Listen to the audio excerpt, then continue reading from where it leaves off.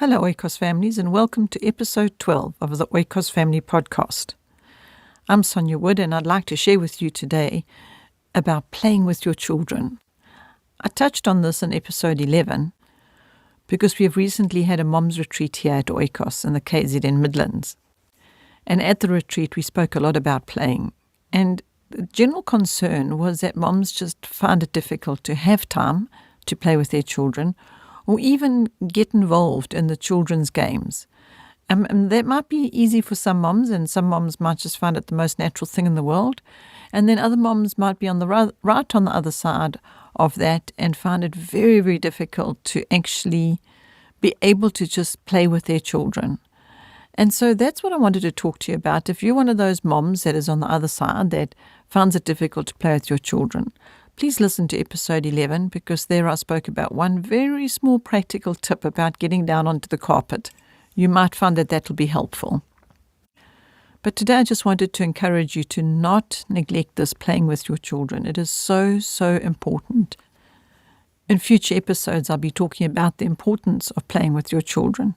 But for now, I just wanted to share with you some practical steps on how to get around to actually playing with your children. The one idea was to get down on the carpet, but here's another idea. If you've got a particular board game, family board game, or your children have a specific game that they really love to play, I remember that we had a game that was called Sorry, that the children just love playing this game. And to be honest, it wasn't my favorite game to play, but because they enjoyed it so much, I enjoyed it. You know how that happens. You will get involved with doing something with your children that isn't something that you as an adult or as a mom would choose to go and do.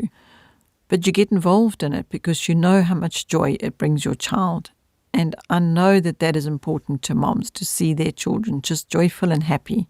It distresses their hearts when their children are stressed or angry or upset or miserable.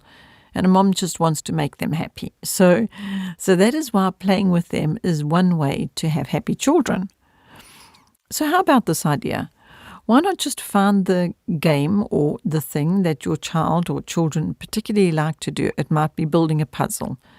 It might even be watching something like a favorite movie or cartoon or something. Now, I realize that is not necessarily playing with your children, sitting down and playing, but if you watch with them rather than they watch this movie on their own and you go and make the dinner, if you watch with them and engage with them and enjoy the episode or the movie or the cartoon together, then that is quite different to them just watching it on their own. Basically, what I'm saying is get involved, do things with them, together with them, not just be teacher, and actually just sit and do formal lessons with them. And once they finish that lesson, out with the next lesson. I'm encouraging you today to even put the lessons away possibly. You know, I know that might sound scary, and I know people are generally, or parents, should I say, are generally feeling they must be responsible and they must see to the formal lessons, and the children just play anyway. You don't have to encourage them to play, or you don't have to see to that. That is something that just happens naturally. But as a mom, you need to see to it that they get their learning done. But I'm here to encourage you today to say that they're going to be getting a lot of learning done while they're playing, and a lot of good is going to be happening if you play with them. So if your reason for not playing with them is that you don't have time, then I'm suggesting put aside some of the things that are taking your time, put them away for a bit, and replace that with playing with them. I'm just suggesting now that you find out what that is with each of your individual children. I don't want to give you ideas or prescriptions on do this and do that and go play this particular game or that particular game, because it might not suit your individual children or you as an individual, as a mom. So what I'm rather doing is asking you to find out from your children what they would love you to do with them. And then I'm suggesting you do that. If it's going swinging, or if it's going to the park, or if it's going for a walk, whatever it might be, I'm really encouraging you to do that specific thing with your children. And don't just do it today. Do it again tomorrow and the next day and the next day. And I just hope that you yourself are going to discover that this was a very, very, very good idea to play with your children. And you're going to see a lot of fruit that comes from that that's going to be positive. I feel so certain about that. And also, please don't feel as though you are being irresponsible or neglectful of their formal learning. Please try and notice the kind of learning and the amount of learning that is actually taking place when you play that game. If I refer back again to our moms retreat, I heard stories from moms and testimonies from them about how playing a game, just a family board game, was actually helping the mom to identify certain areas in the children's character that needed a bit of attention.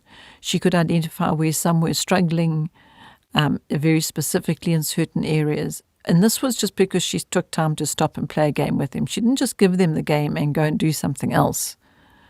The other thing is that I'm thinking about as I'm speaking to you is please don't feel badly about not getting to play with your children, or don't feel badly now, because I'm thinking as I'm speaking to you, you might be thinking, but I don't play with my children and I don't have time to, and I don't really play a board game with them or watch something with them. I set them off to do that while I get other things done because I'm a mom and I've got lots of responsibilities.